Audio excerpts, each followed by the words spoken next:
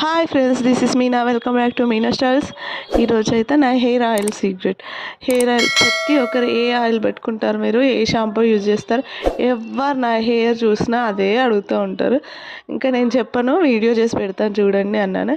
ఎప్పుడైనా litre half litre అలా తీసుకొచ్చేదాన్ని, బల్క్లో ఒకేసారి తీసుకొచ్చి దాంతో ఒక లీటర్ బాటిల్ ప్రిపేర్ చేసి పెట్టుకుంటారు. అన్నీ కలిసి లీటర్ అయ్యేటట్టు ప్రిపేర్ చేసి పెట్టుకుంటే నాకు ఒక 4-5 మంత్స్ వస్తుంది ఒకే దాన్ని. కాబట్టి లీటర్ ఆయిల్ 4-5కి ఇంకెక్కువే వస్తుంది.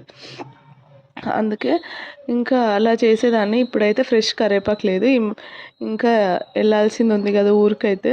తొందరలోనే ఊరు వెళ్తాను కాబట్టి ఊరు వెళ్ళినప్పుడు అక్కడ ప్రిపేర్ చేసుకొని వస్తానని ఇప్పుడైతే నాకు ఒక 1 టైం పెట్టుకోవడానికి సరిపడంతా చేశాను.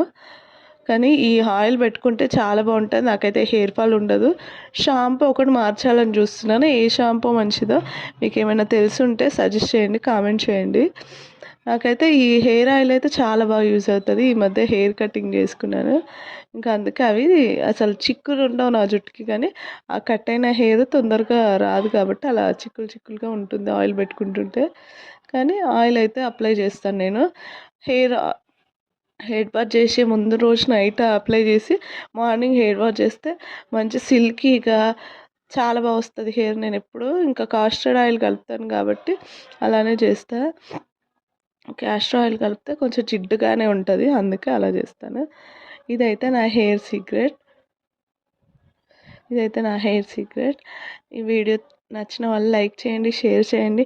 Don't forget subscribe my